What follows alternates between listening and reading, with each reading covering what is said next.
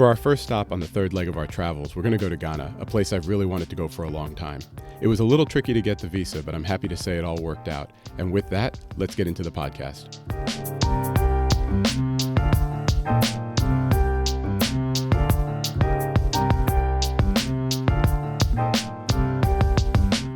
Okay, we've got something a little bit different today. I have two friends joining me for the podcast, Kwame and Edem. They come as a pair, and you heard them in the intro several months ago. Kwame and Edem, welcome to My Home is Special. Thank you very much, Keith. We're going to start with introductions, and I'm going to ask Kwame to go ahead and introduce yourself first. Hi, my name is Kwame. I grew up in Ghana, did my high schooling there. Then I moved to South Africa where I studied chemical engineering in Johannesburg. I'd known Edem since high school and moved back to Ghana to get married, studied an MBA with her as well, and then moved to Amsterdam a couple of years ago.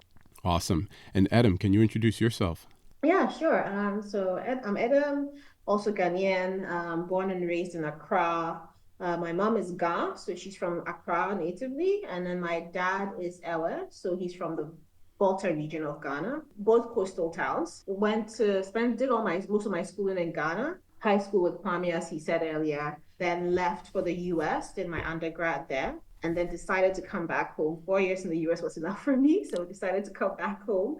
Worked in investment banking for a while. We decided to go do our MBA after we got married. So more recently finished our MBA and then moved to Amsterdam. Yeah, that's me in a nutshell.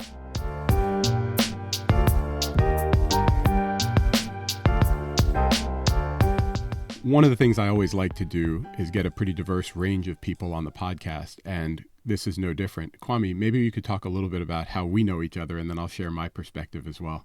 I first met you on an MBA recruitment call, and you were leading that effort for MBA recruitment. I don't think we met each other at the time. Everybody was trying to impress you because they wanted an offer from Bain. I think it was like you and 300 classmates on a Zoom call. So I guess we met, but maybe not really. Yes, exactly. But I found your presentation extremely impressive. So after I got an offer, I was looking out for Black leadership in the firm, and the DEI rep at the time for the school said I should message you. And so I did. And you were super receptive, and we spoke, and we've been friends since. I completely agree with that. That was sort of my side of it. You reached out and I was like, sounds cool, let's talk. And you were so chill when we talked. I was like, oh man, I think I said something like, we should just do this every quarter. Exactly. And then we had this opportunity last year. My wife and I came over to the North Sea Jazz Festival in Rotterdam, and we decided to spend a night or two in Amsterdam. And the four of us actually went out to dinner and had honestly a great time. And I think I pitched this podcast interview to you both over dinner and was like, I need you to be my Ghana interview. Exactly. And it's funny how things work out, but here we are almost a full year later, and it's happening. Yeah, exactly. Yeah.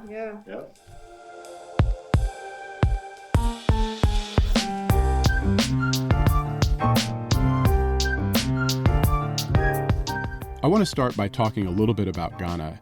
It's a country that's usually pretty highly revered in the U.S. I remember going to school and working. I see a lot of Ghanaians. They're very proud of Ghana. They tell me the jollof rice is the best from the region. It is. Okay, well, there we go. But maybe we can start by just talking a little bit about the atmosphere, and just being on the ground in Ghana. Kwame, do you want to share a little bit about what that's like for people who have never been and maybe thinking about it? Absolutely. So I spent a big chunk of my 20s outside of Ghana, and we visited home very often, at least once a year, my family and I. And it was a very special time going home every Christmas to meet my siblings and my parents. And the one thing that always astonished me was the heat that welcomed you as soon as you stepped out the airplane doors. It was almost like welcome home, As you drove home and you saw the dust by the street side, the street vendors, the trotros honking, you were just absolutely reminded that you were home, and it felt peaceful, it felt beautiful. And is it like aggressive drivers and honking, or is it just like you're just among your people rolling through the city? If you're new to it, it sounds very aggressive, it sounds very new. But if it's something you grew up in, it feels very familiar. It feels like this is how it should be. You fighting for the roadside curb with the drivers, with the public transportation drivers, your father or yourself cursing at somebody because they crossed you the wrong way, fighting for road space with cows and herdsmen, Bumper to bumper. bumper to bumper traffic. We It's just home. we've had that experience in almost all of the countries we visited. Like I would say the traffic norms vary by country. And so I'm excited to get back to the continent and see what it's like there. Edem, what's your experience like when you get home? It's very similar. The heat was always one. I remember every time I'd come home for maybe summer or for Christmas when I was in the US, the heat that just slaps you. It's overwhelming, and the smell, and it's a beautiful experience to be back because again, you also feel like you do not need to justify why you're home. Mhm. Everybody around you is the same. You speak a common language. At least sometimes you do, because you have multiple languages in Ghana, but at least in Accra, you know that you can get by with Tree or Ga. And so you just, there's this comfort that you feel. Everything just feels familiar. Like the conversations you have with your parents, your friends, it's just plug and play, you know? So there's no uneasiness that comes with your arrival at home. So, is that a feeling that you felt when you would come back to Ghana from being in the US or being in Amsterdam, that familiarity and feeling like you're at home?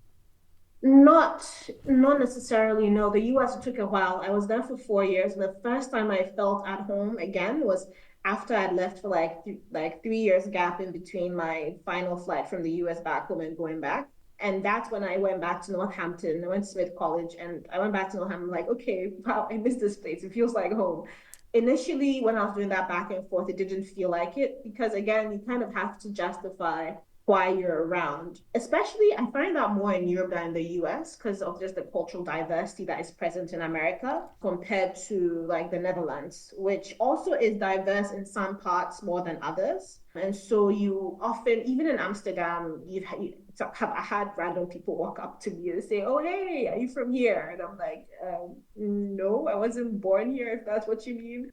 And then they ask, "Oh, so what do you do?" And I'm like, "This is really intrusive questions, which I will never be asked if I was in Ghana or in Right. South Africa or in Kenya because you just fit in, right? But here it's like your hair is different, you're just different, and so you have to oftentimes justify why you're here to make other people feel comfortable. And have you two found a community of Ghanaians in Amsterdam that you can take part in? And maybe, Edem, you talked about the smells, which the food and the just the culture. Do you have that here?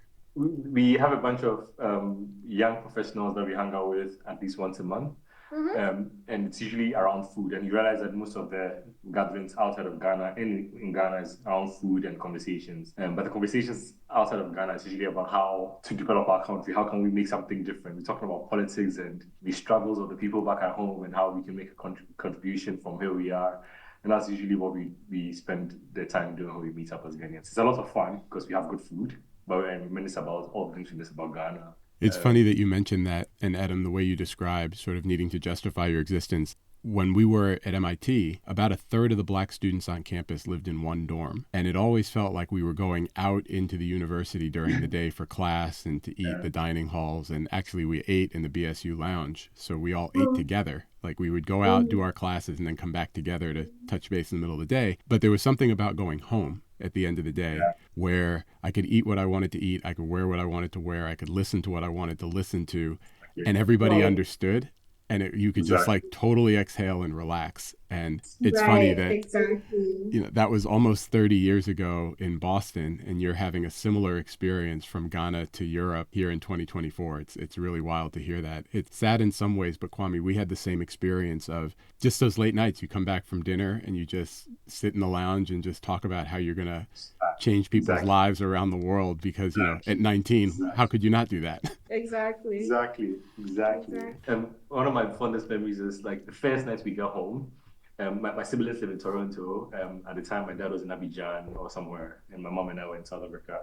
But that first evening, we sit around the dining table in the kitchen and we chat till 2 a.m. My siblings and I, my dad and I, my brother and I, trying to convince my dad why the current political system doesn't work and we need to change things. And my dad is like, "Nah, that's how it's worked for the past 10 years. Nobody's going to change it." And we have a passionate conversation about everything. And those were like wonderful memories. And we wake up in the morning to the smell of my mom's freshly baked bread or pancakes and freshly squeezed orange juice. And that's like the memory of home.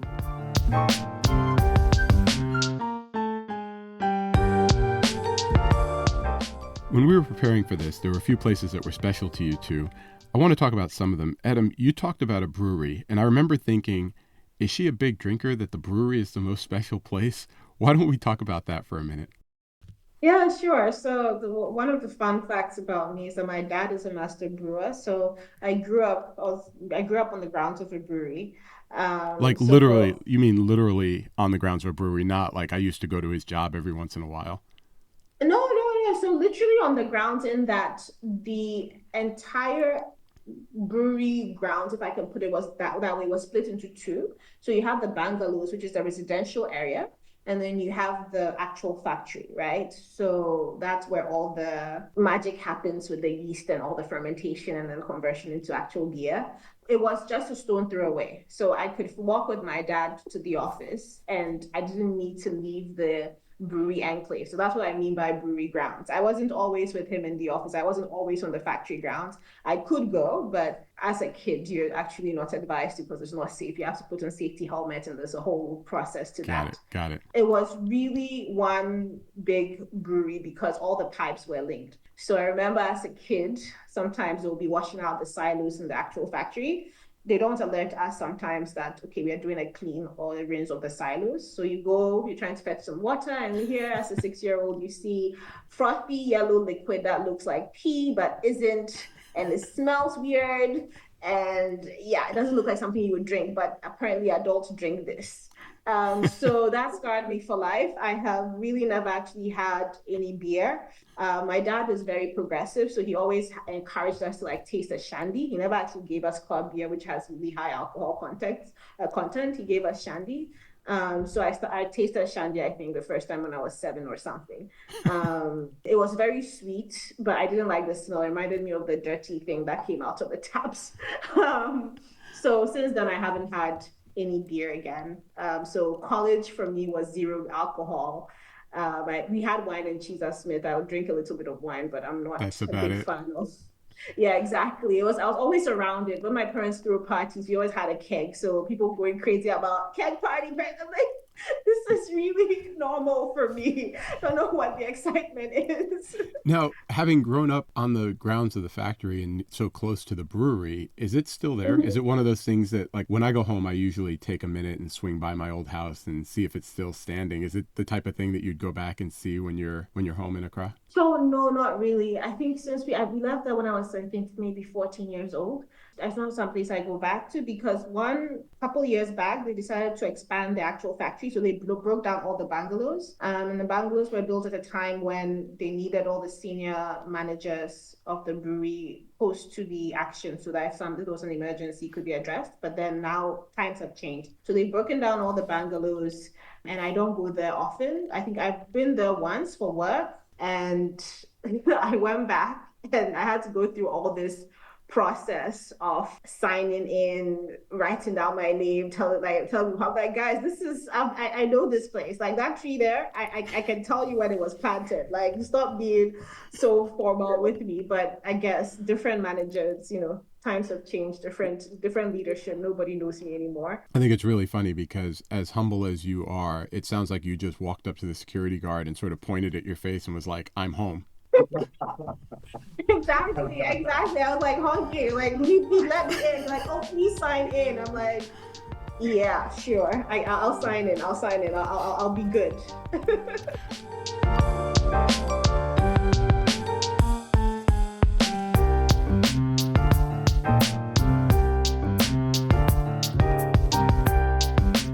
So another place that I know must be special because it's where you met each other is school. And Kwame, why don't you share a little bit about the school that you all met at? So we went to a private high school called SOS International, SOS Mine International College in Tema. It was maybe 20 minutes from where I grew up. And I felt very privileged to go to that school because we had a very diverse group of students from all over the continent in the class with various social classes within the class as well. But everybody felt similar because we all wore the same uniforms, we all slept in the same bungalows, and that created a good sense of community. The slogan for the school was knowledge in the service of Africa, so it imbibed in us the notion of studying in the world's best educational systems outside of Ghana, and then coming home and using that knowledge to contribute to the development of the country. That's one of the reasons why we are so passionate about our country. We are so passionate about Ghana and the continent. Is that a common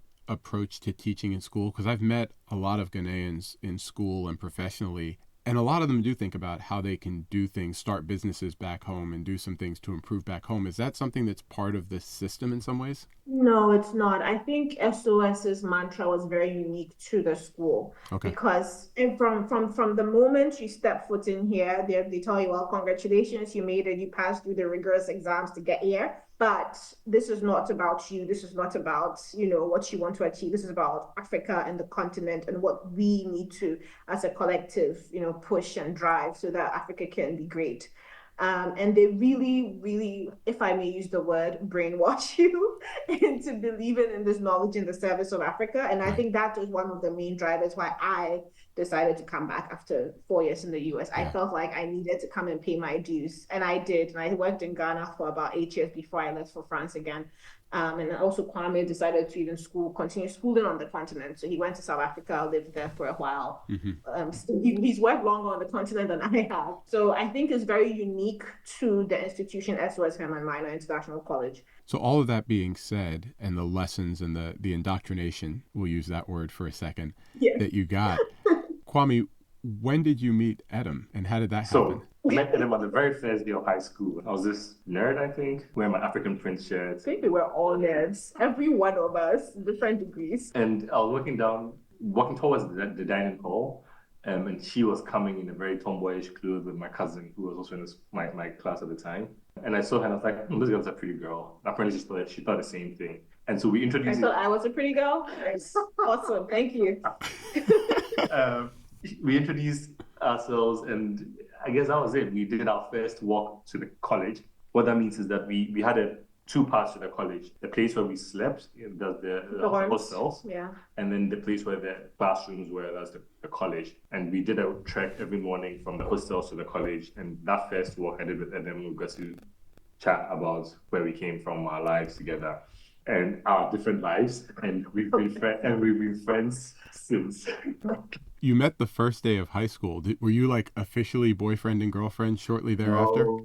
No. We were just friends for a long time. Friends for a very long time, because we didn't start dating until I think my junior year. We started by long distance. But she was in the US, I was in South Africa. Exactly. I sent her a Bible message, if you remember Bible. So you didn't date while you were in high school? You waited till you were on different continents? No, we were really good friends. Because Kwame was very different. Kwame was the same Kwame that you're seeing here. How different? He was very focused on his studies, and as we all were, but he was excessively focused on his studies. He was just in a different mind frame at the time. We met when we were 14, 15. Find any girl in high school. Yes, the dad warning you not to find any girls in high school sounds like what a lot of my African friends have been told. Like, you're there to study, make us proud, and go be a doctor or a lawyer. Engineer, in my case, exactly. Engineer, exactly. Exactly. Well, I'm giving you both a hard time, but I met my wife in high school, right before my senior year of high school, and we didn't start dating. We didn't start dating until my senior year of college. So I'm 100% giving you a hard time and throwing stones from my glass house. When you go back and you're seeing your classmates, do they all know that you two were going to be together? Because my friends and my wife's friends all thought we were dating the whole time. And we're like, no, we were just friends. A lot of two school of thoughts, first of all. Full disclaimer, two school of thoughts here, but please proceed. So a lot of our very good friends are from that high school, our class. So when we go home, we meet up with a lot of those friends. The friend we're hosting here now is from the high school. And a lot of them will tell you that Edem had a huge crush on me the very first day we met, and it was brooding about me in the girls' hostels the whole time, singing songs about me. Singing songs, wow. And I didn't know. At some point, the seniors were coming, do you know this Edem girl? It's like, yeah, I walked with her to school the other day. She's lovely and nice, but I'm here to study, Oh, God. Yeah, no, I think it's very unfortunate how things played out those early days in high school, because Unfortunately, he was the only person in our batch called Kwame. Kwame is a very common Ghanaian name. And there was a song that goes like Kwame, Kwame. And I don't speak Tree fluently. So I misconfused the Kwame for Kwame. And I used to sing that song because it was a hip song. I used to use it to do my laundries. And everybody thought I was singing because I changed the Kwame to Kwame because I'm obsessed with this nerd. And I'm like, no, I'm not. Like, nobody believed me because it was the only Kwame in the class and he's kind of cute. And I'm like, guys, it's got nothing to do with him. It's just me not understanding the lyrics. Yeah. So that's the second school of thought, obviously, with a more realistic opinion. But You don't have to include any of this. I appreciate the two different schools of thought. I'll let our listeners decide which one they believe and just tell them this. We're on Zoom as we record this, and I wish you could see the facial expressions on both of them as they tell their side of the story.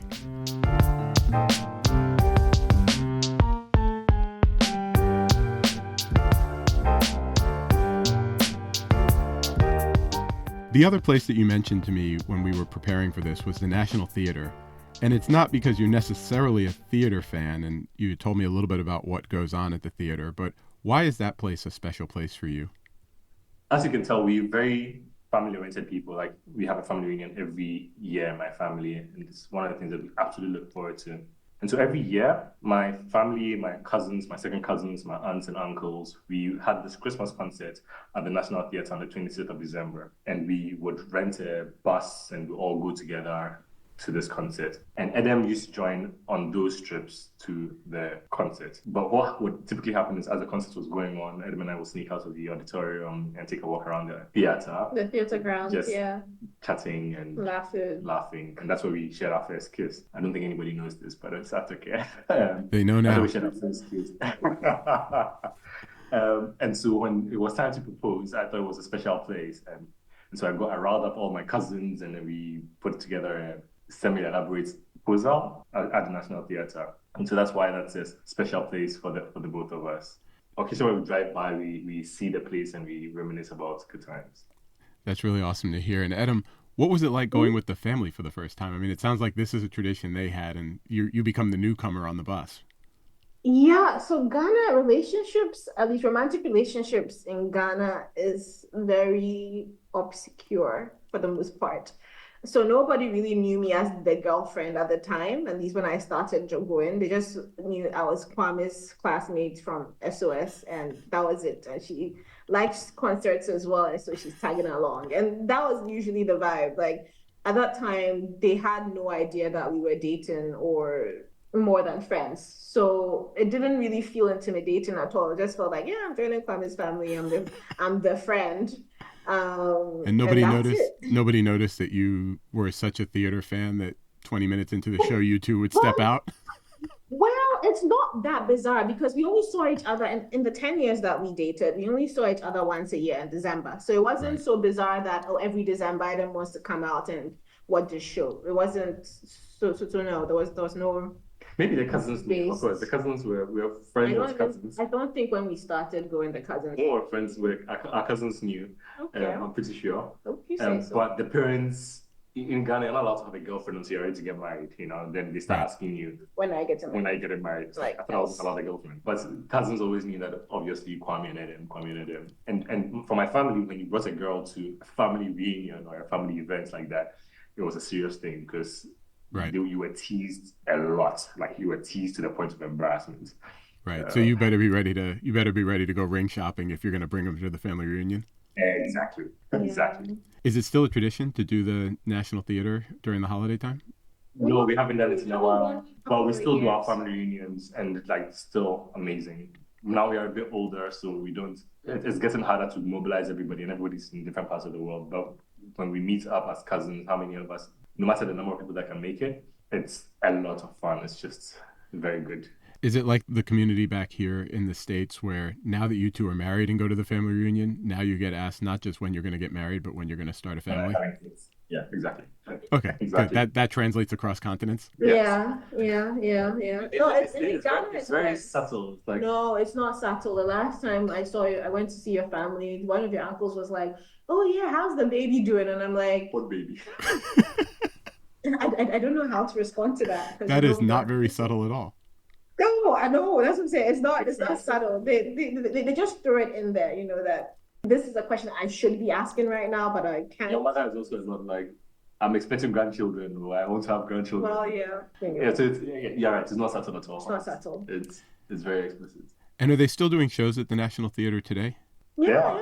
The different publications. Above White is one of those big ones that usually has plays showing at the National Theatre. And I think there should be something on when you're going. I'll share that with you. It gives you a glimpse into the Ghanaian culture because it's very local, often in English as well. But it shows you the dynamics that happen in the various aspects of the Ghanaian culture as well. So. Yeah.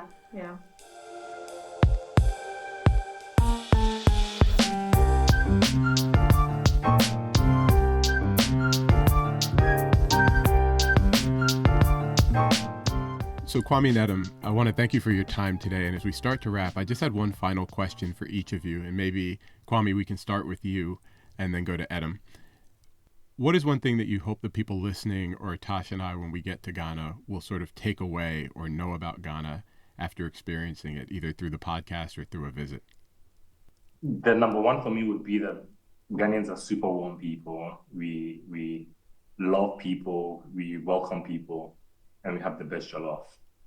Yeah, definitely. Try our food. We have really good food. I think, if you ever find yourself in Accra or any part of Ghana, just really throw yourself in the deep end of our cuisine. It's one of a kind, and there's no feeling like it. So definitely the food. Well, we have been eating well on our travels so far, and going to the coastline and trying some proper jollof is definitely super high on our list. So I want to thank you two for coming on today. We look forward to our trip to Ghana. Hopefully, from the time we're recording this, we'll be leaving in about 2 weeks. And I look forward to checking in with you both when we get back and hopefully seeing you in person sometime soon. Absolutely. Thank you so much, Keith. Thank you so much, Keith. This was fun.